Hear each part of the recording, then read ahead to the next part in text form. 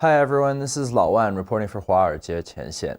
Today, New York Times columnist Li Yuan published an article titled, "China has thousands of Navalnys hidden from the public," referring to Alexei Navalny, the Russian opposition leader who died in jail earlier this month. The point of this article was this: Russian state repression of Navalny was extreme and ultimately culminated in what many assume was a political assassination, while Navalny was under Russian state custody. However, Chinese repression of its dissidents is so complete that many young Chinese people don't know their names or even their acts of defiance. Through this lens, to Yuan, all of the various Chinese dissidents that have been imprisoned, killed, or silenced are all Alexei Navalny's, albeit fighting a far bigger battle against a far more authoritarian and repressive state. Yuan also warns that Russia has been learning from China's tactics of repression. In some ways, this metaphor is apt. Chinese dissidents face an overwhelming state censorship apparatus, including extrajudicial killings, an absence of legal transparency, and a lack of due process, much like their Russian counterparts. Her comparison also brings up key differences between Russian repression and Chinese repression. Navalny was free to write letters to his supporters even as he was in jail. Video of Navalny was accessible in Russia. Chinese dissidents, when interned, are often completely disappeared, unable to communicate with their families or journalists at all. Many in China don't know of the dissidents or their acts of defiance at all. There are ways in which Yuan's comparison falls short, though.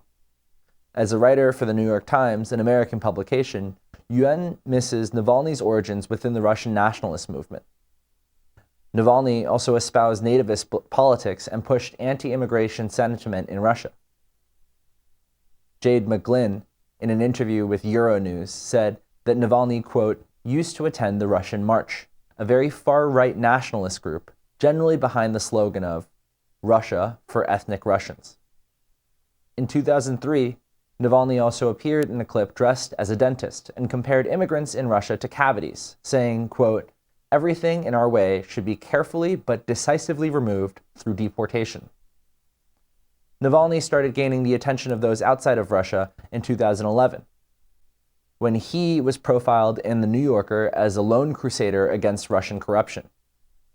In 2013, his renown increased when he ran as the opposition candidate for mayor of Moscow. Notably, this was after U.S.-Russia relations soured in 2012, after Putin returned to power. Navalny's status as a popular Russian opposition figure won him attention in Western newspapers and tacit U.S. support.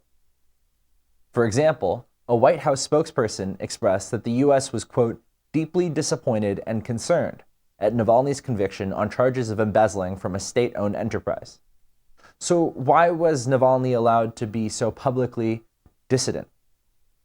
Because he, as an opposition leader with a history of racism and xenophobia, fit well into Putin's narrative that the West uplifts fascists in its efforts to foment regime change in governments that challenge the Washington Consensus. Putin is, of course, a strongman, an authoritarian ruler that has very little respect for his citizens' autonomy or freedom. But he has tacitly positioned himself as a reformed or nicer Stalin figure, justifying his invasion of Ukraine as a denazification campaign, which harkens back to the USSR's integral role in defeating the Nazis in World War II. Putin also increasingly works to implicate the West as a crypto-fascist, imperialist cabal that threatens Russian autonomy. This also positions Putin to be a popular strongman among Russians who are nostalgic for Russia's world standing and global power in its incarnation as the USSR. For the West, and particularly the Western media, choosing to champion Navalny as the face of Russian opposition plays almost perfectly into Putin's narrative that the West has become an axis of fascistic sympathizers. This was exacerbated when Ukrainian President Zelensky visited the Canadian House of Commons, where a standing ovation was given to a Ukrainian war hero. Later, it was revealed that he had actually fought on the side of the Nazis in World War II. This is all to say that Navalny was a complicated figure, perhaps wrongly uplifted by the West as a heroic challenge to Putin's autocracy, which may have unintentionally reinforced Putin's justifications for his own strongman status. To compare Chinese dissidents to Navalny may be doing them a disservice. For one, Chinese dissidents receive far less support from the US government, even though many may be more deserving. US spokespeople often only quietly refer to Chinese dissidents in a collective, after high-level meetings with Chinese officials, often reverting to the euphemism, quote, "We expressed our concerns about China's human rights record." A reason for this may be that the US is far more economically and strategically dependent on China than it ever has been on Russia.